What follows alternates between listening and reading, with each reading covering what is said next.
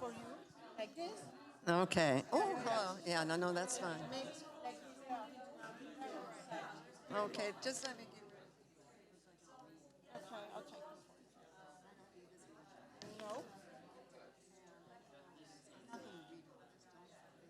Really? You're about to watch your producer have a meltdown.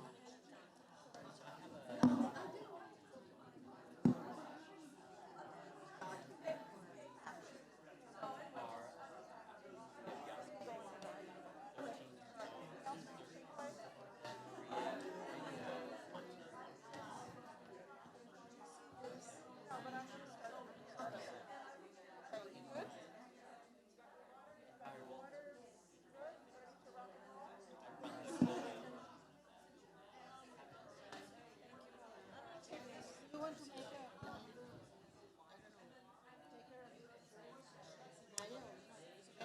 Maya, I'm going to have to have you lean forward. It's the cameras. There are three cameras. They're already set for this, so.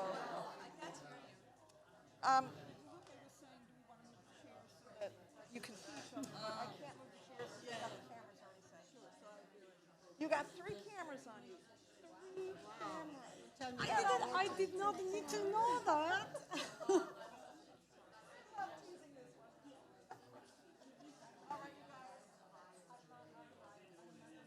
Yeah, you have a.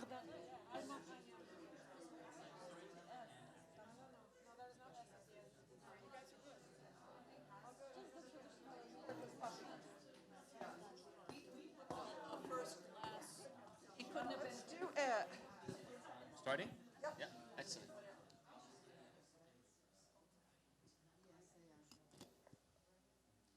Hello, everyone, and welcome to our new space at La Mama Experimental Theater Club.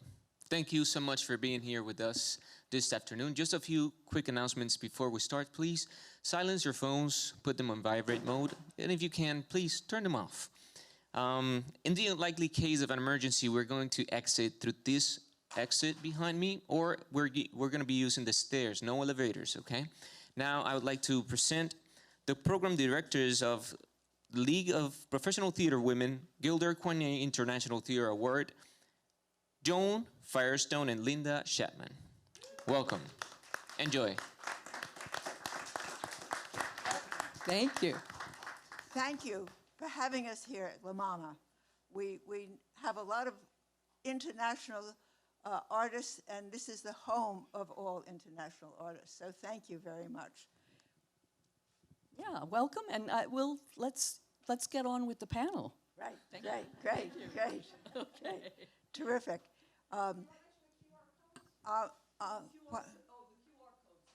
Yeah. Right. Our moderator will tell you about all of the artists who you're about to hear, which will be a great treat. But I will introduce her. Maya Zbib has been a friend of the League of Professional Theater Women for many years. And she has gotten every award you could possibly get. And she has struggled, as many of you have, in Lebanon and other places around the world. But she has overcome it and never stopped teaching and working with her artists, whatever was going on in the crisis. So we're very lucky to have her today as our moderator. Please welcome her.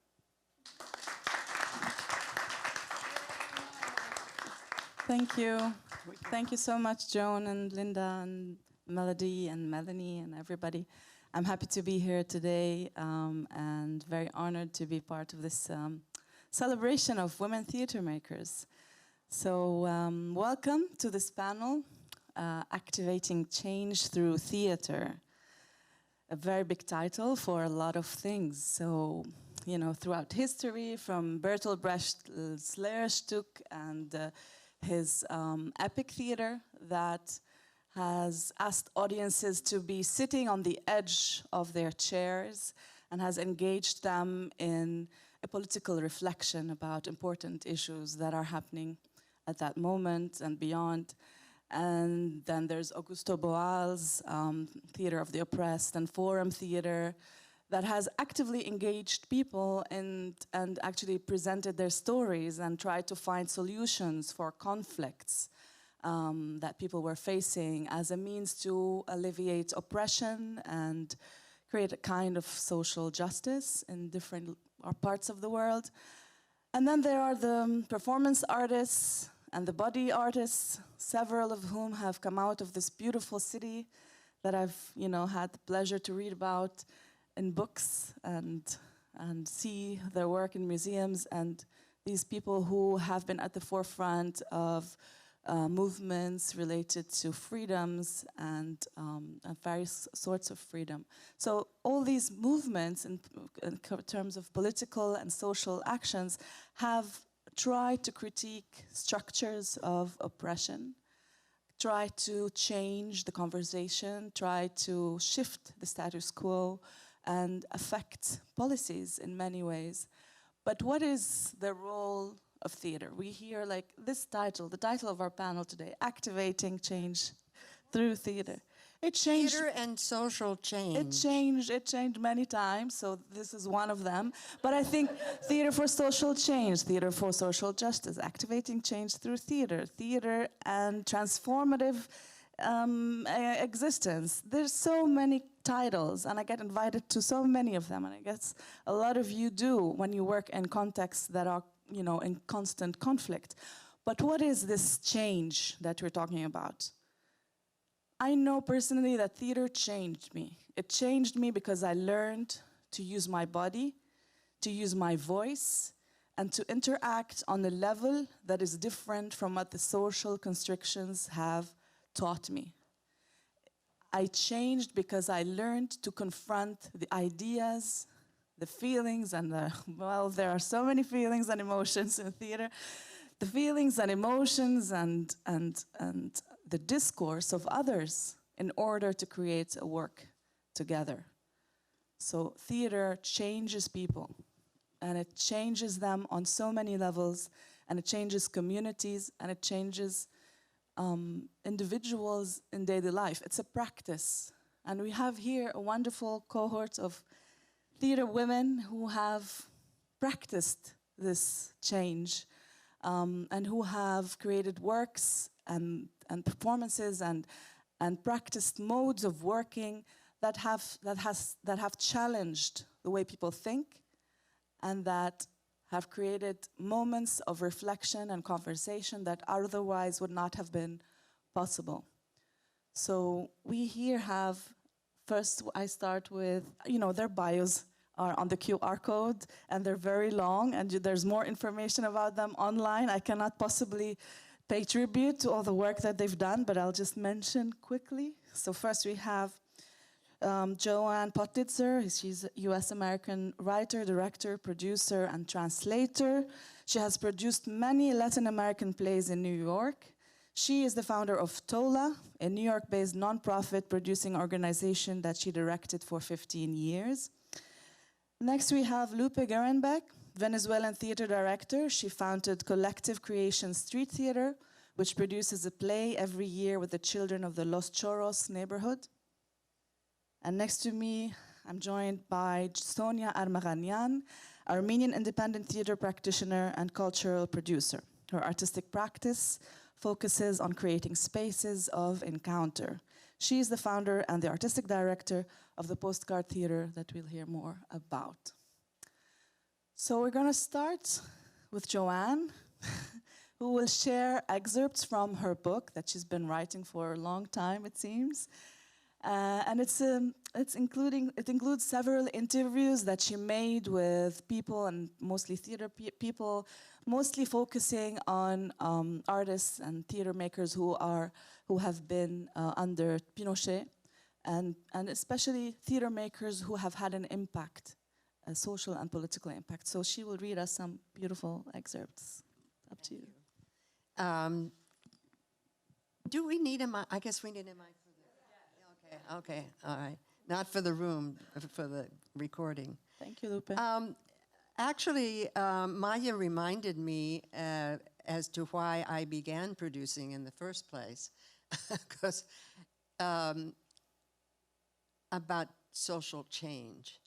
I felt, having lived in Chile for a year, studied their theater, and having visited practically all the Latin American countries, looking for plays that I could bring to New York or people that I could bring to New York, and learning so much about what they were doing, I felt that if I were to bring their theater here, I could perhaps eradicate some of the prejudices that go both ways, and still do in many cases, about from the US to Latin America and Latin America to the US. So in a way, I was consciously trying to create some social change if they could see the work. And I brought some really beautiful, beautiful things. I'm very proud of that. But that year I spent in Chile changed me, it politicized me. I was never political.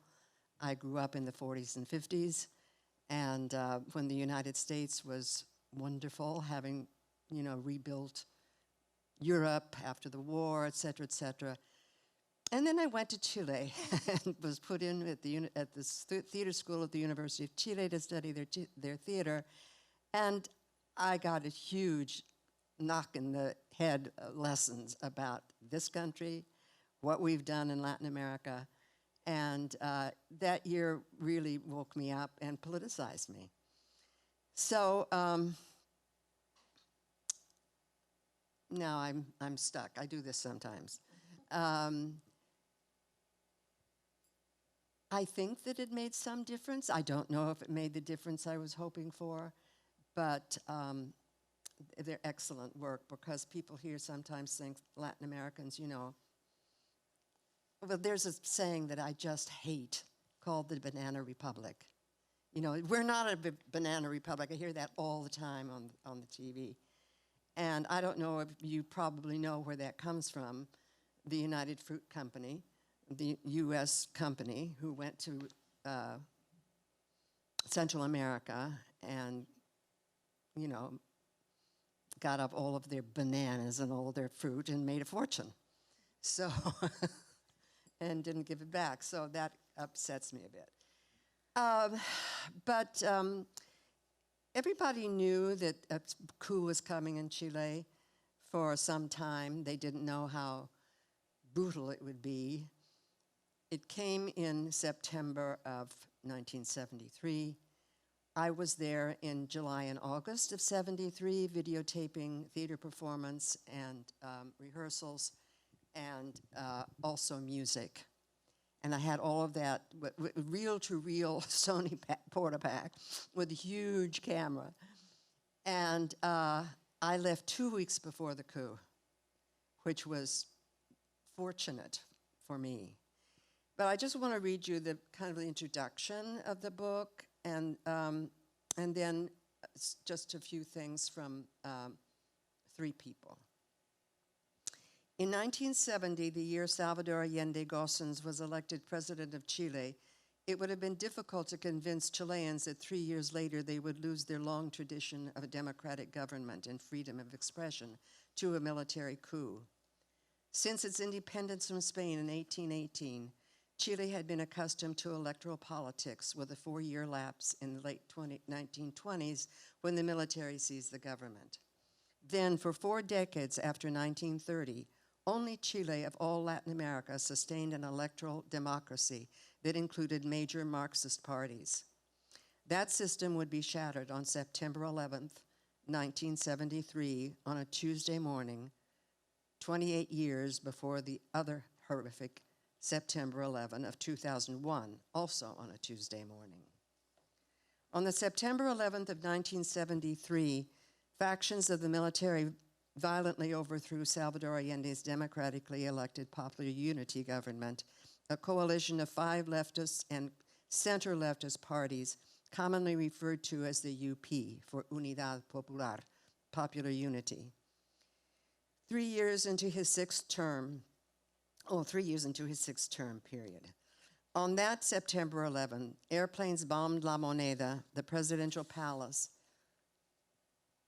in Santiago, where President Allende perished. People were rounded up by the military at their place of work and taken to Chile Stadium, where they were detained or killed. Men were dragged from their homes, primarily in working-class neighborhoods, lined up against a wall, and randomly shot. For the next 17 years, Chile would be governed by a strong-armed military junta headed by Army General Augusto Pinochet Ugarte. Many players participated in the strategies and processes that led Chile back to a civilian government in 1990.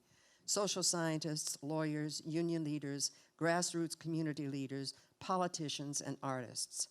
Least recognized in the accounts of Chile's redemocratization were the artists, who were protagonists in the process. Almost immediately after the coup, they began laying a groundwork for later strategies that would eventually put an end to the oppressive years of military rule. And Joanna, do you think we can start with the testimonies, with the interviews, just to make sure we are on time? Maybe we should move to the actual interviews. Sorry, I need to do this this job of being. Yeah, because I think the other material is the material we don't have access to, and we're excited to hear more about the material of the interviews. We're more excited to hear about because you don't have access to that. This is your baby. Well, as I said, I did interview some people from other countries, among them Dijana Milosevic from Serbia. And so I'd like to read just a little bit of what she said. But some of you know her and know of her work. She's the co-founder of Da Theater. I'm just going to say that. Sorry. Okay, don't. I will shut up. She co-founded the Da Theater. She said, I consider the Da Theater an instrument for peace. That's not a theory that I developed. It comes from my experience of working as a director with my group. It comes from having to address burning questions from the beginning, when the Civil War began in 1991. It's interesting because Chile democracy was returned in 1990. When the Civil War began, it basically meant that people who were our friends, even relatives, were thrown into the war zones, and suddenly they were our enemies. Or that was how it was portrayed by the media and our government. And all the while, our government was committing atrocities. Jacandra Adalic and I had just started the Da Theater in June 1991. And the first conflict was at the end of May. It was pure coincidence that our theater began at the same time, but it forced us to face the situation immediately and ask ourselves what we could do in a very simple human fashion. What can we do with our art? Can we just pretend nothing's happening? That was not possible for us. Should we address all those topics? And that's what we did. The first performance we created was labeled an anti-war performance. We didn't think we were creating an anti-war performance. We really just wanted to speak about how we felt, and we needed to tell the truth, and that we were in a dirty war that was being carried out in our names, that our media were silent about that our government was lying to its people, creating enemies. When we started the Da Theater, in my language, Da means breath, spirit, movement of the air. Just weeks before the first conflict, we weren't even aware that it was a war. We had started to work on a piece based on literature by a great Serbian author. I'm not going to pronounce this correctly, I'm sure. Momčilo Nastasevic, who wrote in the style of magic realism, very beautiful. But while we were building our group and having auditions and starting work with actors, the conflict was escalating and spreading. And eventually we understood what was happening and started to talk about it with our actors. The breaks during rehearsal started to be longer and longer. We were becoming aware that we had to protest what was happening, and the particular literature was not offering us that possibility. So we said, maybe we'll do that later, but now we have to address what is happening around us. We asked ourselves what we should do, and our dramaturg brought in the Brecht poems. So they based their first production on some of Brecht's poems. Joanne, I'm going to have to stop. Is it okay if we stop? If I just want to have one more, Okay, if I may. I have two more, but I'll just do one. Yes, thank you so much. Because we have an hour. And See now. And I think it's also important for us to get your insight on this experience, not just find out the material that you've been working on, but also what it means to you. So this is also something that we'd like to get into. Do you need help? Yeah? Okay. Okay. All right. So we're gonna go to Lupe. So Lupe, you're going to tell us a little bit about a project called Teatro Sin Frontera, Theater Without Borders, that is aimed at fortifying children who were at the border. And so you've worked a lot with children. So can you tell us more about that? Sure, my pleasure. Good afternoon. I'm going to read my answer since I don't trust in my English when I get nervous. I start looking for the words and I get lost in that looking. So, UNESCO invited me to do a theater workshop to enhance the resilience of prisoners in Mexico. In the research I did prior to the workshop, I could learn about more than 30 years of prison theater tradition in Mexico. I even had the opportunity to see a couple of plays written, produced, and performed by ex-convicts who started doing theater in prison. So I proposed UNESCO to work with a population that was in more need of the support that theater can provide, the raising population of children migrants. Children who experiment dangerous long journeys alone. Children that arrive to Mexico exhausted and afraid in their trying to reach a safe place. At every step of their journey, they run the risk of becoming victims of violence and exploitation, recruitment by gangs and trafficking, which has tripled in the last 15 years. According to United Nations, in the beginning of 2021, the number of migrant children have gone from 380 to 3,500. I designed a workshop for giving them some resilience tools for facing the difficulties they had ahead, for enhancing their capacity of making a place in a community of their own, wherever the journey brings them. I did the workshop in Tapachula, Chiapas, in the south border of Mexico.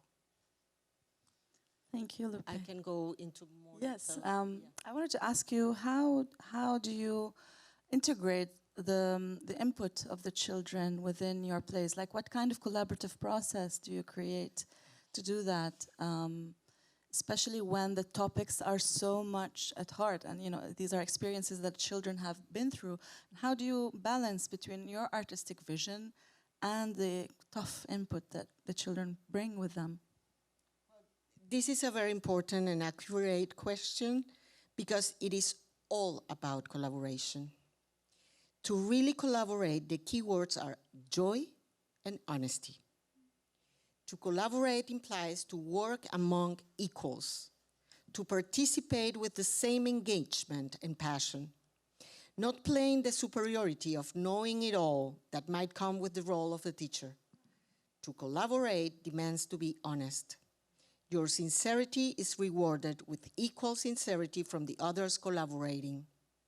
In theater, people frequently mistake acting as lying, but pretending never works in theater.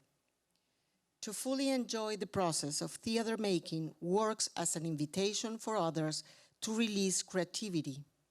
Watching you having fun validates the children's right to have a good time as well, no matter the difficulties they are going through in the moment. In the fun playing of a role, they discover their voice. Waiting for their turn to speak, they practice listening and discover empathy. Having a place in the story helped them to understand they have the legitimate right to build a joyful place in this world.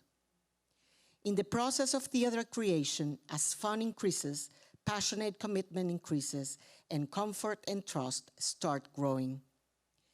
That trust allows to get deeper, and this shared joys raises an overwhelming sense of belonging.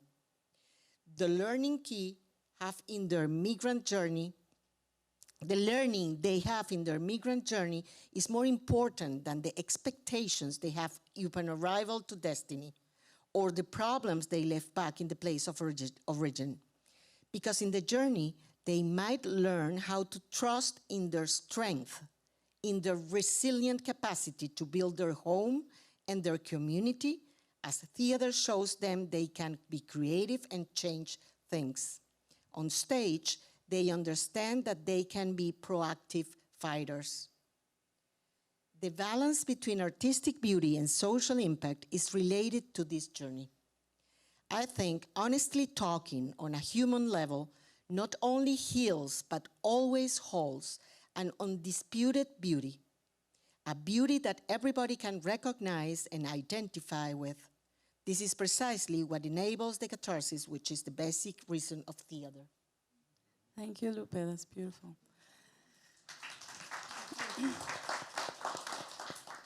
Sonya is going to take us through her journey as a theater maker as she grapples with themes of identity and belonging in her native Armenia, especially at the moment within the Nagorno-Karabakh conflict. And she's going to tell us a little bit about her project, the Postcard Theater. Thank you, Maya. Well, as Maya mentioned, I am an Armenian. Better? I am an Armenian theater practitioner and cultural producer, and I consider myself an emerging theater maker. The Postcard Theater is my dream in making that has been coming for many years, and it's still not fully established, and I'm working on trying to create this space, what will be and is the Postcard Theater. As an Armenian born in the late 80s and my childhood being in the beginning of the 90s, I was affected by the first war of Nagorno-Karabakh between Armenia and Azerbaijan. But my parents, they took me to the theater, and I remember going to the Puppet Theater in Yerevan, my home city, named after Hovhannes Tumanyan, a beloved Armenian poet, fairy tale writer, who carries a lot of wisdom in his stories and fables. And there I realized that theater is not just a stage and sits in the audience, but for me, going to theater has been and is like stepping into a magical time machine and then being able to transport through pages of history, through our collective consciousness and also unconsciousness, the realities that are unfolding around us on a daily basis, but also the imaginary and our dreams that may not be graspable in that moment. And for me, theater became this place where I could dream. That's where I satisfied my curiosity, and that's where I asked questions.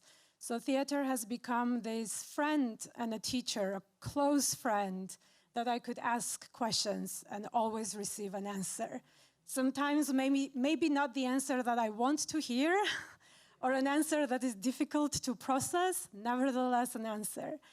So based on that and my own coming back to being an Armenian and my own national identity, and every theater maker, producer, practitioner knows this central element of identity being present in theater, identity and belonging.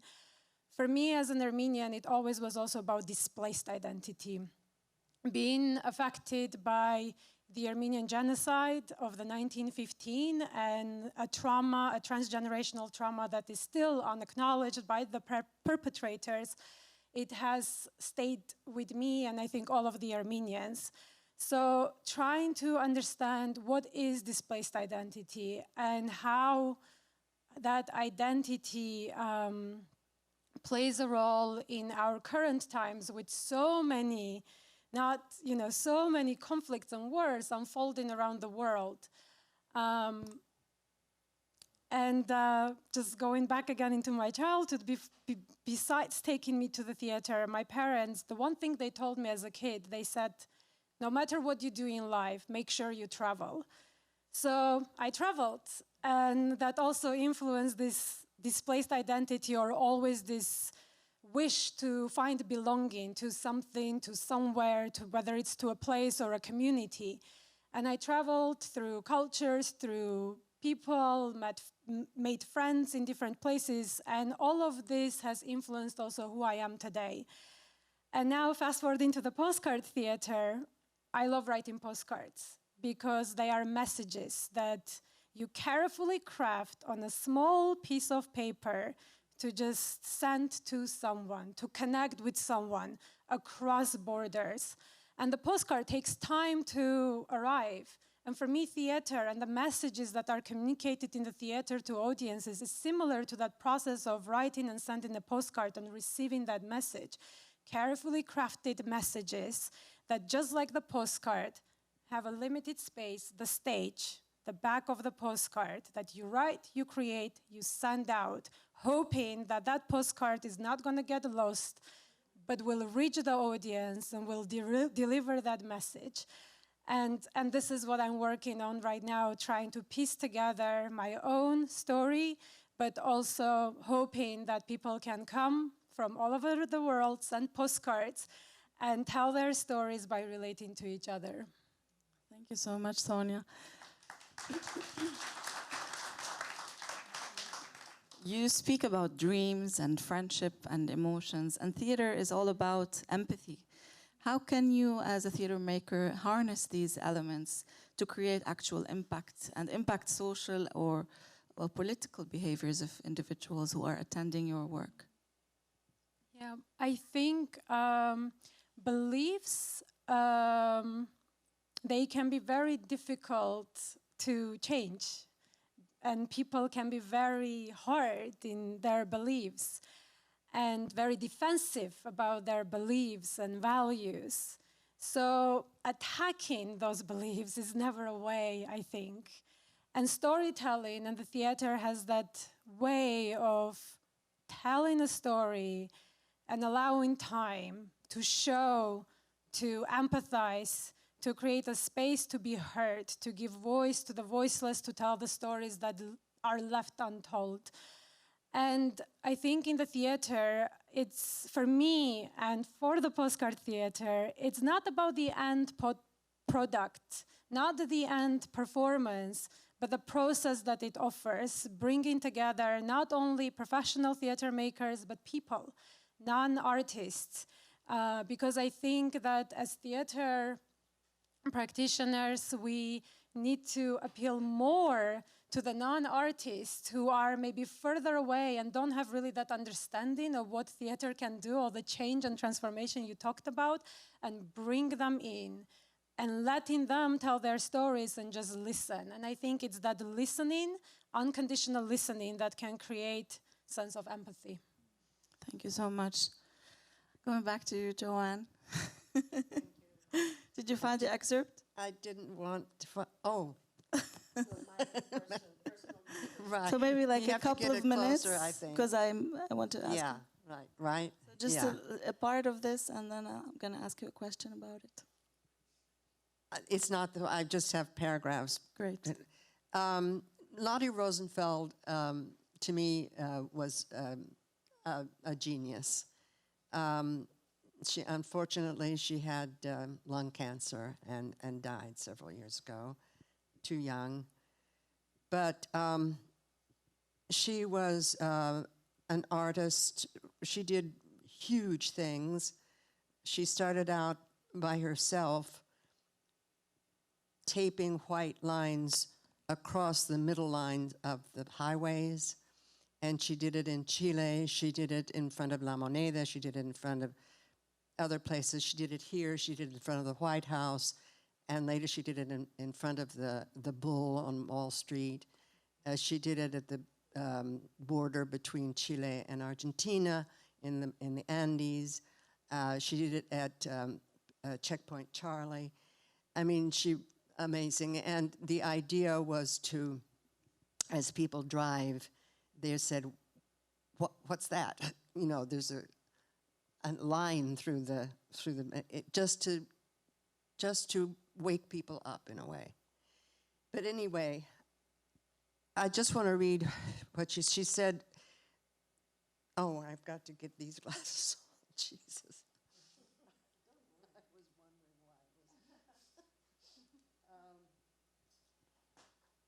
There was strong passion and great energy for work during the military period.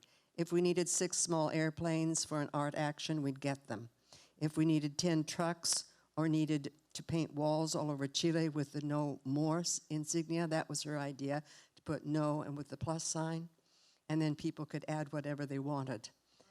And you could see them, it's true, on walls all from north to south. We thought our work could contribute to change the mentality of people. I think that small things beyond what one plans can unravel a change, can change the history of a country. Maybe a symbol, something you never dreamed of, combines with something else and then something else. It's never just one thing that produces a change. After the coup, I was concerned that my artwork and my political work were separate and thought that they should be one and the same.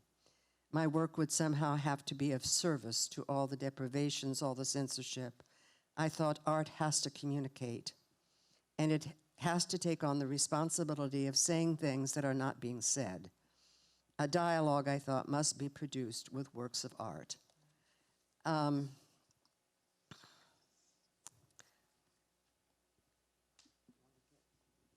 you hold on to this a minute?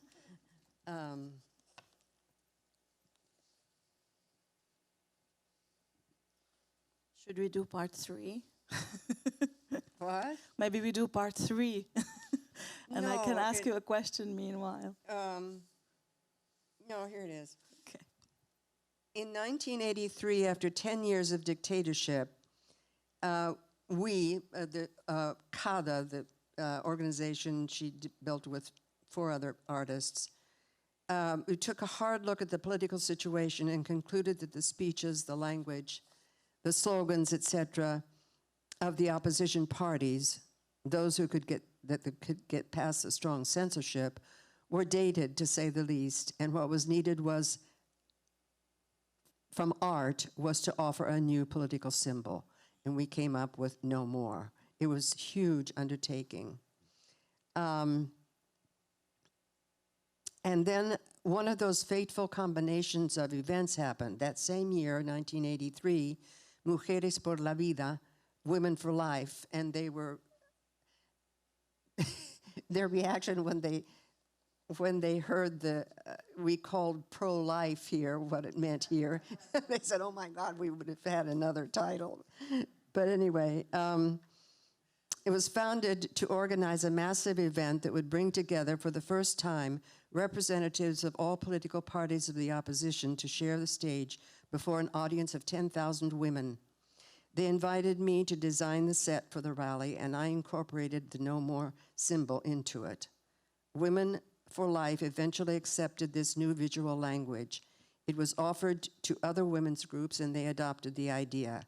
And suddenly that symbol began to multiply on its own, and people everywhere were using it. You could go from north to south in Chile, and you would see No More everywhere. No more dictatorship, no more 5 professors, No More disappeared. And when we designed the No More symbol, we knew that at some point there would have to be a plebiscite. That was part of Pinochet's constitution. And that plebiscite would have to say no or yes to 8 more years of Pinochet. That was our challenge. And to vote, there was no and a horizontal line, and yes and a horizontal line. And to vote, you had to cross it. So it became No More. I mean, that was amazing. Finally, the No More was used as the No campaign's central symbol in the 1988 national plebiscite. Our initial gamble had paid off. I think it was Kada's most important work. And I just want to show you a picture of that.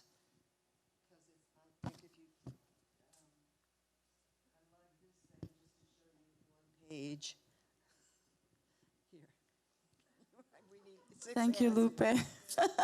I don't know if you can see this, but this is the ballot, and this is the pen, and they're crossing the line. I don't know if that shows. Yeah. Thank you so much, Joanne. Okay, thank you all. So you've interviewed more than 200 people for this book that you've been... 234. What is the title of your book? Oh, Symbols of Resistance, Okay. Chilean Legacy. And so what is, if you want to name like a common thread between the practice of all the people that you've interviewed, or like one insight that you take out of all those interviews, what would it be?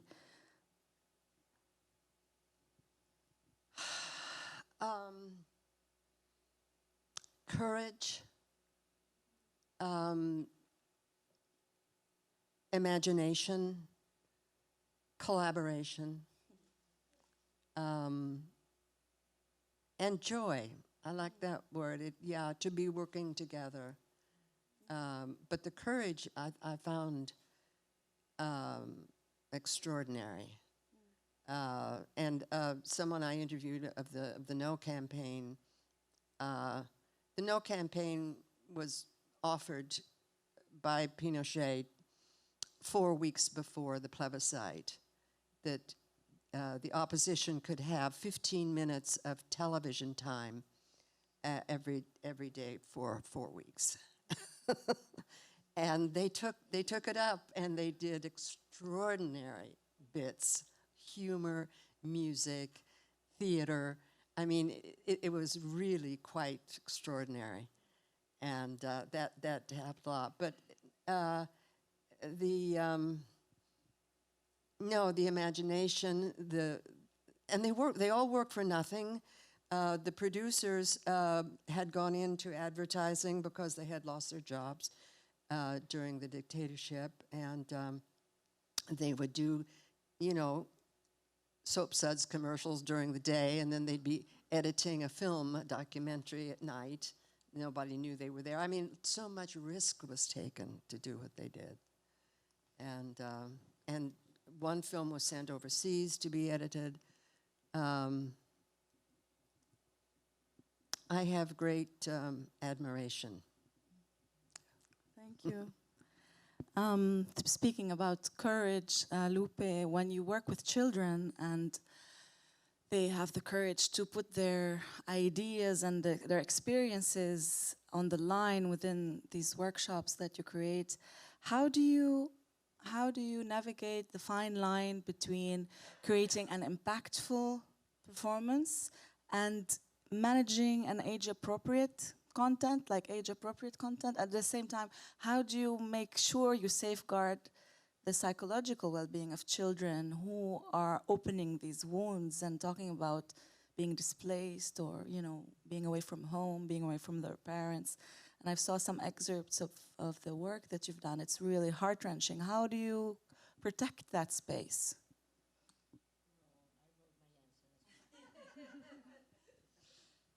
Well, the work happens inside the limits that the children propose that might change during the work. I just give them a platform that supports imagination and creativity. The content I bring serves just as a trigger. Like a gymnastic training, the theater workshop facilitates them diverse tools for storytelling.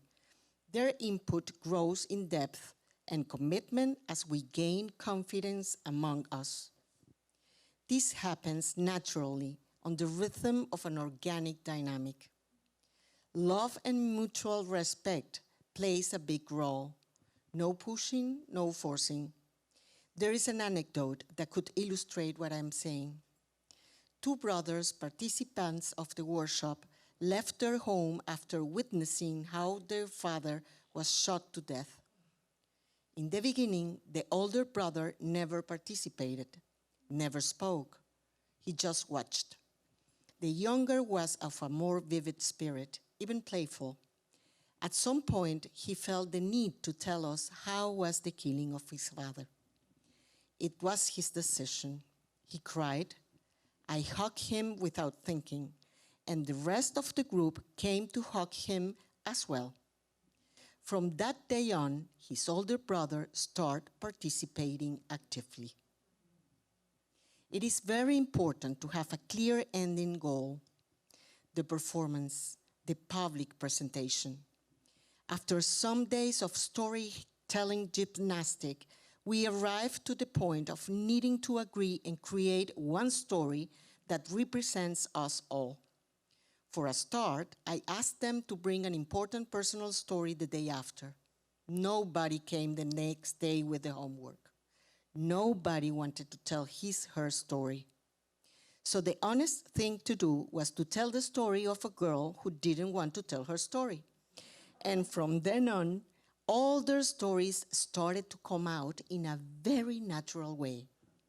We started finding the sensitive reasons why they didn't originally want to tell the story, because they shared the same fear, the same risk, the same memories and with the girl of the story we were trying to tell. A story that ended carrying the hope and the drama, the beauty and the fear of all of them. We finally delivered a story which was good for everyone, the story we wanted to make public.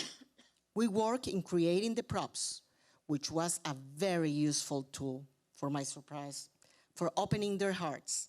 We built cardboard suitcases, and we glued the important things each one wanted to take in the journey. There appeared all the important sentiments, memories, hopes.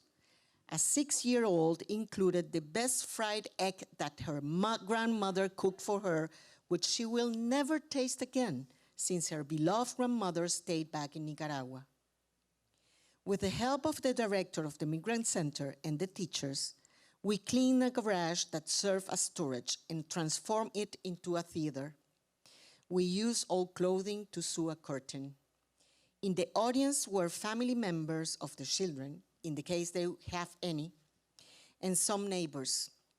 Some were moved to tears. Seeing the play helped the neighbors to change the bad image they had of the center as a place which concentrates problems brought by suspicious foreigners. Since most of the kids leave the center after a couple of weeks to continue their journey to the USA, the teachers were tired and discouraged.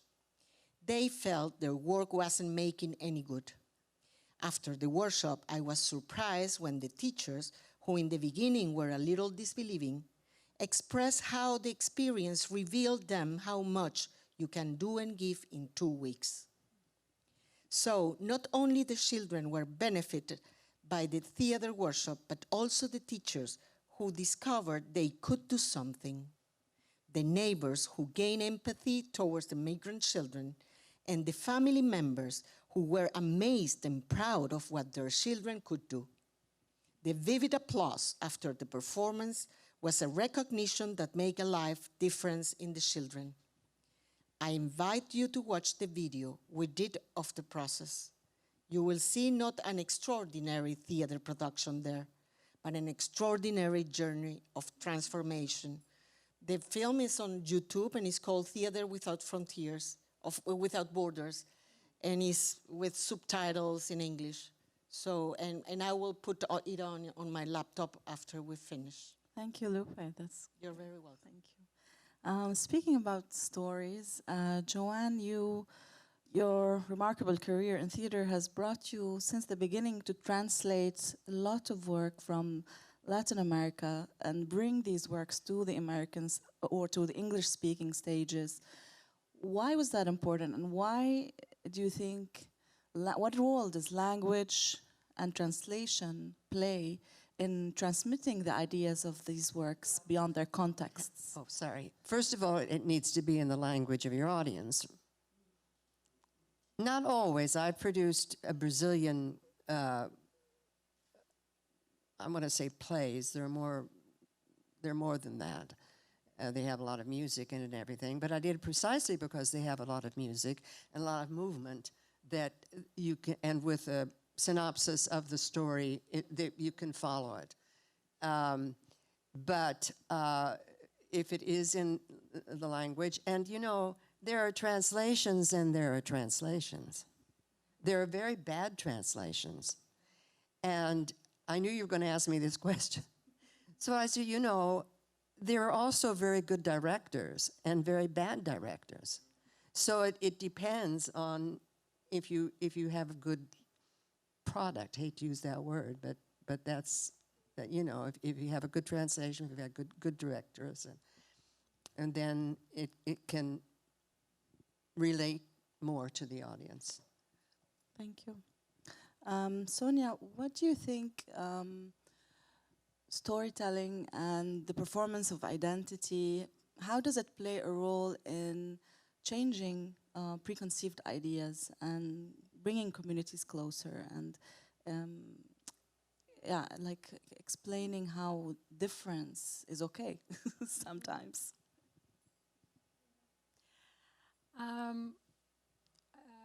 Thank you so much also for the story. That made me a bit emotional. So,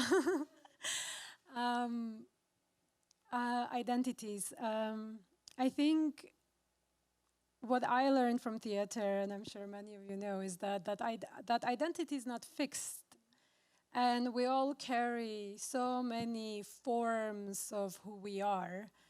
And it consistently transforms, changes, and we explore and discover it.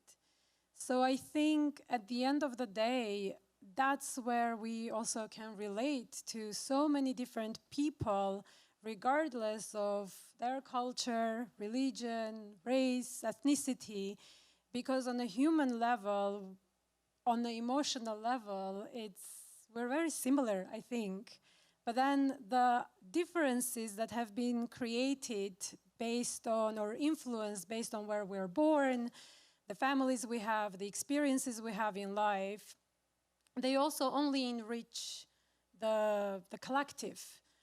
And theater can show that. It takes time, unfortunately, in a way. It takes longer time.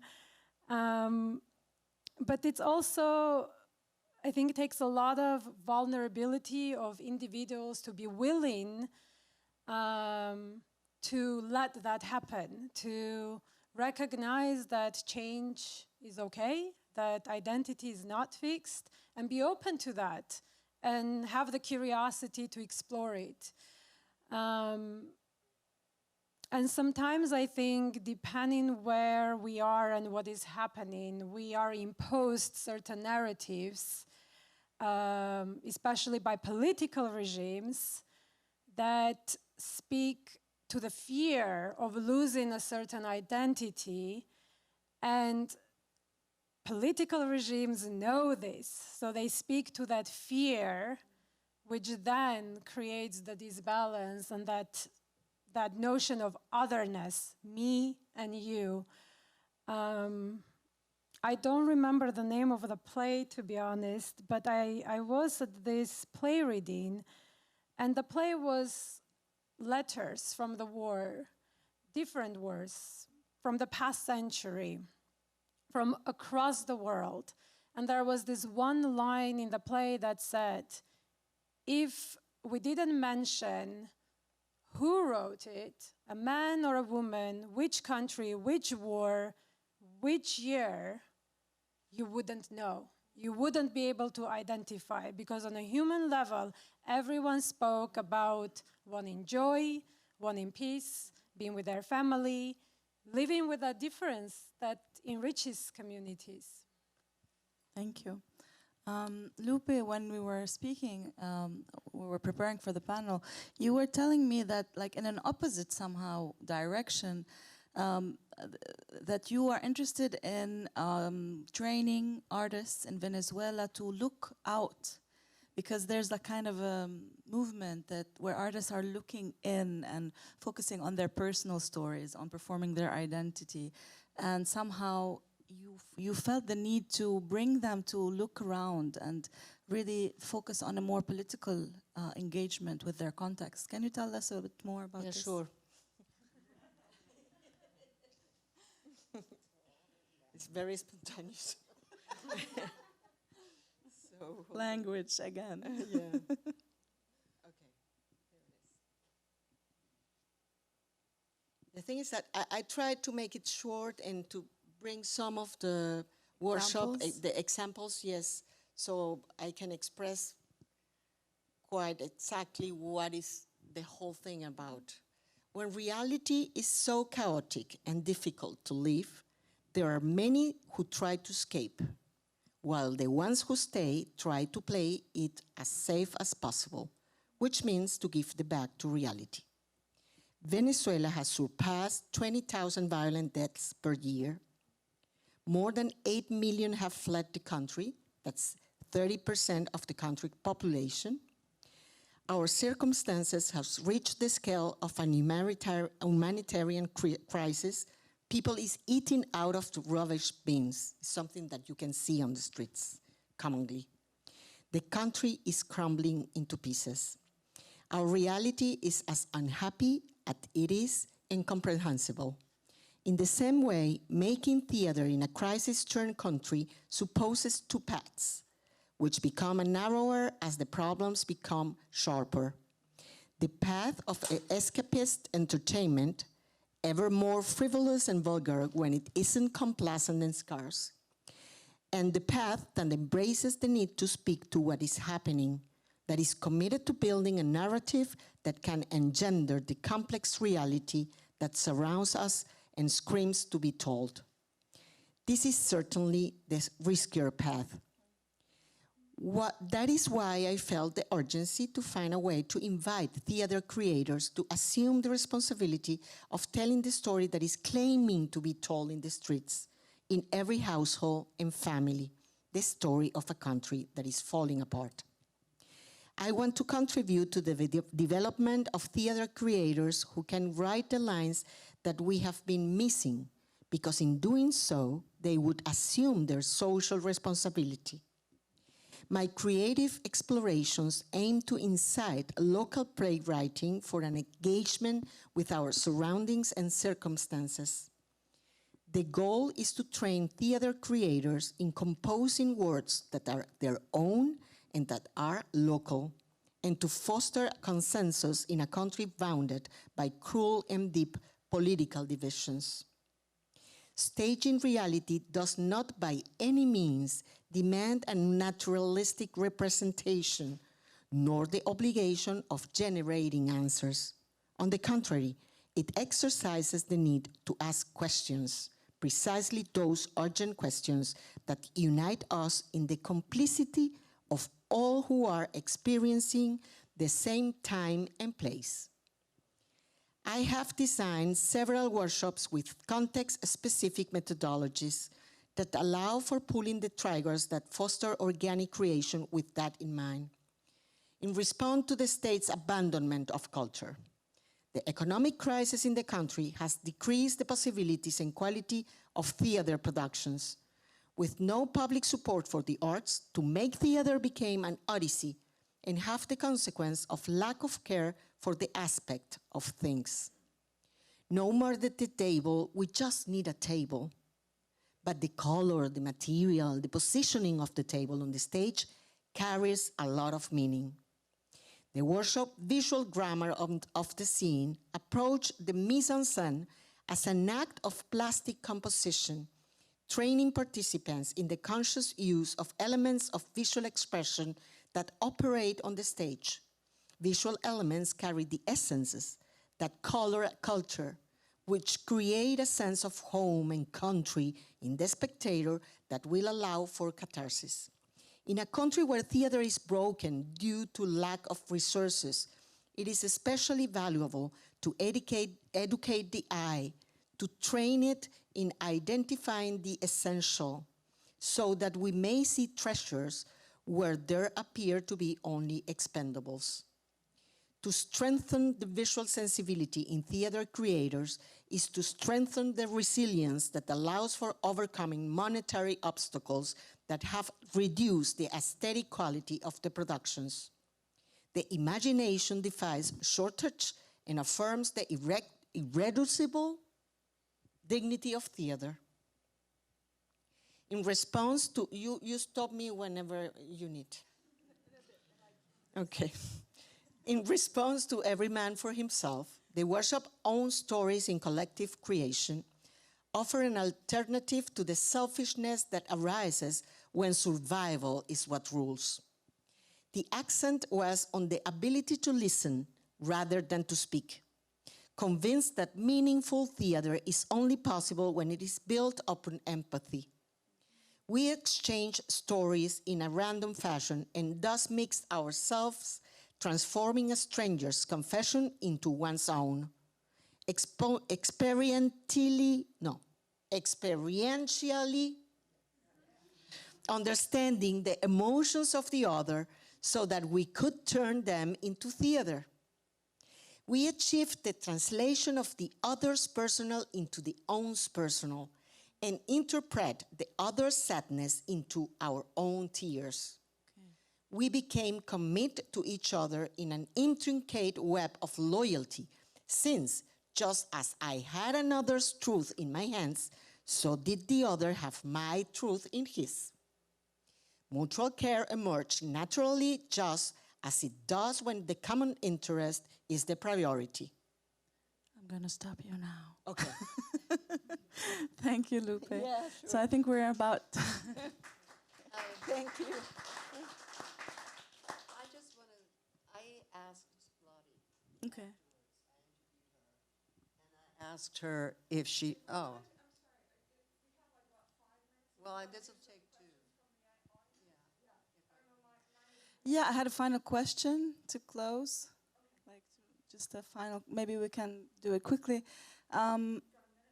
Yeah, so my question is, having heard all your experiences and working in the theater in this vein, like theater for change, does theater really affect change? Like, let's answer really. And do you get tired from wanting to change? Do you want to just make art for art's sake some days? How do you feel about that? So start with you, Sonya. I do believe, yes, theater is a space that can create change, and change that is kind and empathetic. It is tiring because at times it feels like fighting, really like fighting for it, for the place of the theater in the world and what it really means, more than art, actually. Thank you. Joanne, maybe you have an answer? No, I don't have anything to say. Lupe?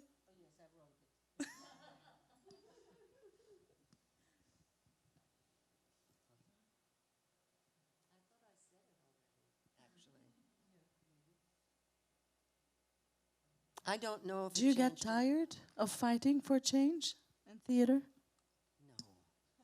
No.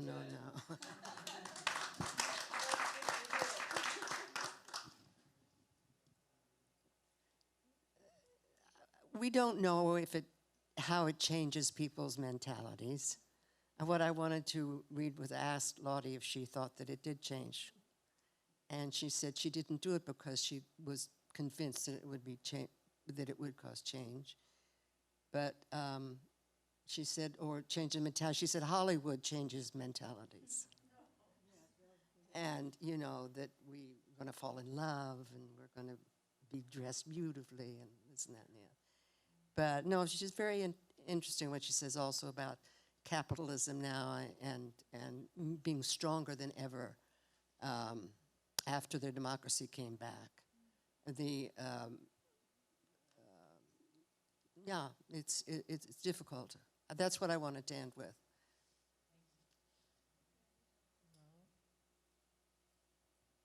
Okay. Well, it's a little bit insisting in the same thing. I think the transformation power of theater is inherent to it from the beginning of times. Theater promotes catharsis, which means that it allows the purification and purgation of thoughts and emotions to a resulting emotional state that results in renewal and restoration, not only on a personal level, but also reaches the family, the community, the social dimension associated to the complex amalgam, which is the human existence. I don't get tired.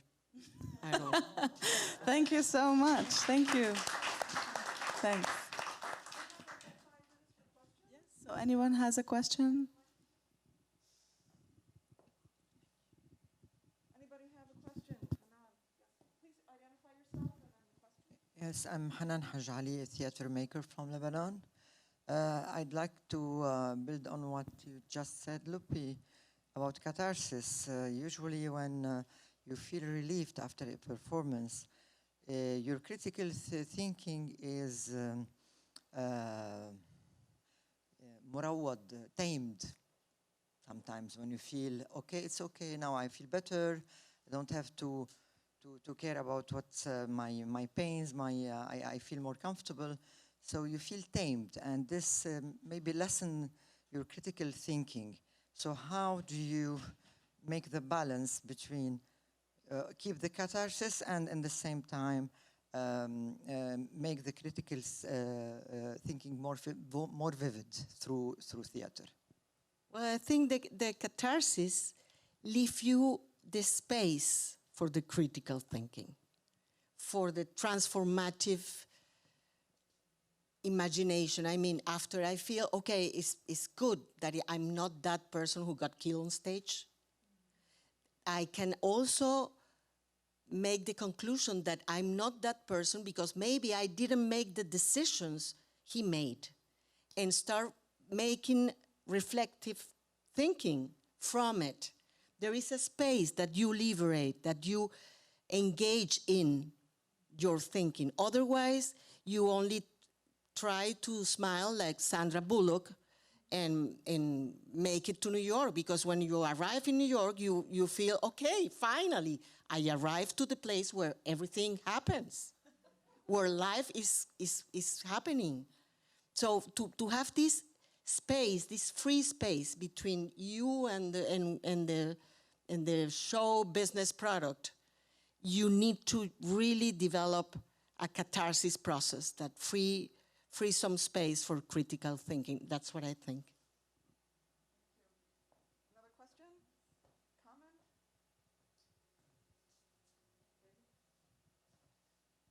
Hi, I'm David Diamond. I'm part of the team here at La Mama. Sonya, I was wondering if you could explain a little bit about what you plan to share of your work tomorrow so people can hear about it. Sure, thank you, David. So tomorrow, for those who are available at 10 o'clock, I will be doing a workshop of the postcard theater. And I did this workshop for the first time back in 2016 in Nepal. And then since then, it has transformed just like theater does. And this workshop is the core of the postcard theater and what it represents. So it's experimental. And for those who are also interested not only in theater, but in this cross-pollination between different art genres, from writing to visual to performance and movement. I don't want to tell too much, David, because then it gives away the process. But yeah. It's open to the public, yes. There's an email which is the.postcard.theater spelled in British English @gmail.com. So TRE, yes, theater. Thank you. Any other questions or comments? Yes? When you talk about theater, my name is Maxine Kern. When you talk about theater as change, I think everybody who's sitting in this room has been changed by theater, and that's why we're here. and it's sometimes a very simple process for an individual. Sometimes it travels. But I loved what you said at the beginning, that theater is a practice, and it's a way of life, and it always has the hope of change. And sometimes things align, and it makes a huge difference, and who knows how and why. But if we keep practicing, we get there. And one day, I walked into a theater, and I saw Woja Albert. And I'll never forget that. It was the moment that apartheid spread around the globe, an awareness of what was going on in Africa. And it made the difference.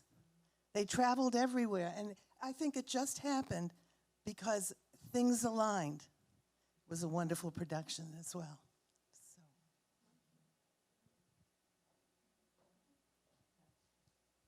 Hi, I'm Jackie Davis, and thank you very much, all of you, for your preparation and for your inspiring comments. We're all sitting here today knowing that the world has gotten just lots worse, and I believe in theater as a change agent, but I found myself wondering, not about a group of people who are similar, but I'm thinking about Palestinians and Israeli young people.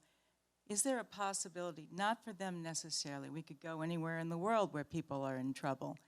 Is it possible at some point that they would come together, that they would work together in theater, and then they would move on? They have done it before. But this morning I was listening to a commentary which was, we will never be able to do this again, to forgive. So I asked the question, can theater help us now? Not before, but now.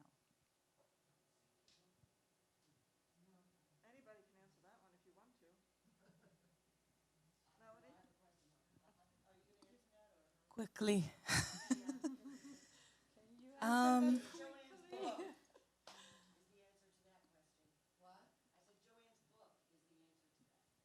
Joanne's book?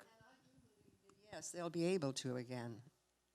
It's not the Palestinians against the Israelis necessarily. And I believe in young people, if they're not totally, God, here goes, not remembering the word. No. Indoctrinated. But yes, I think they'll do it again. I think there's a limit sometimes to the change that theater can make. So unless there is justice and obliteration of oppression and apartheid, and where people can, and when people get their basic needs, and when they're not killed and they're not, slaughtered and taken out of their homes, then maybe we can have a conversation. So, but before that, when basic needs are not met, and when people are oppressed and being held prisoners for 16 years and in an open air prison, there's no possibility for communication. And we saw the rage, and it's terrible. But it just, change on another level needs to happen before a conversation can take place. I have a comment. I'm Melody Brooks. I'm the associate producer of the Gilder Coigney program. But I just wanted to ask Joanne, when is this book coming out? Only because, not to put you on the spot, is that just the brief bits we heard are so inspiring. We need it. These are things, because when we sit and go, what can we do? And even as theater makers, working with young people, bringing you all here, the kinds of things, right? That this is like a template. It's a guidebook to actions that we can actually take, because we need it not just in the Middle East, in Ukraine. We need it in this country as well. Little things that can really make a huge difference. So I just want to say, you need someone to read it. I'm a really good editor. How can we help you get this book done? Because we need it desperately.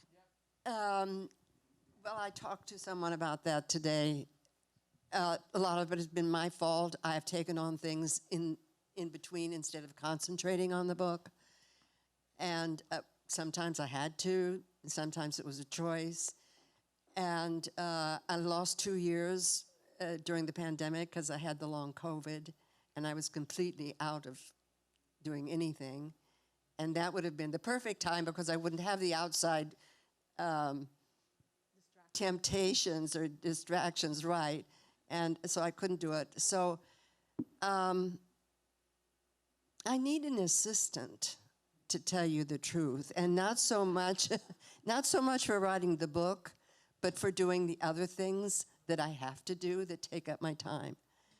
If anybody knows of a good assistant, I would really love it. But thank you. I want so badly to finish it. I could finish it in 3 months if I just dedicated myself to it. We'll think about ways in which we might be able to help you. Okay. I just think it's so important. That's so groundbreaking. I mean, we all saw Missing, right? Did you? I was going to ask that. Has everybody seen Missing?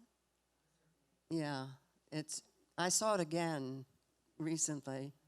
I was amazed at what I had forgotten, because I saw it when it first came out in 1982, and there's certain visual things that you'll never forget. But I was really surprised how much of it I had forgotten, and it was wonderful to see it again. Well, I'm sorry to break this up. It feels like we're just getting going. Yeah, I know, really. But I want to thank each of you because it was really, yeah, I'm supposed to be up front here.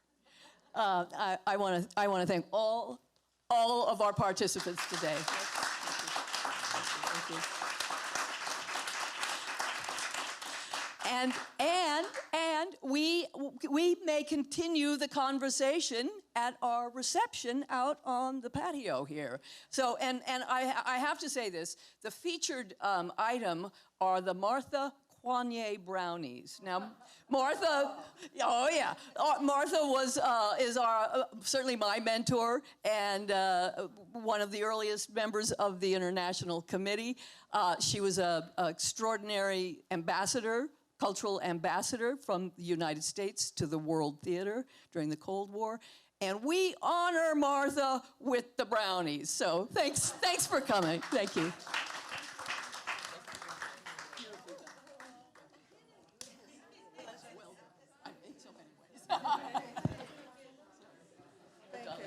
Please join us out on the terrace.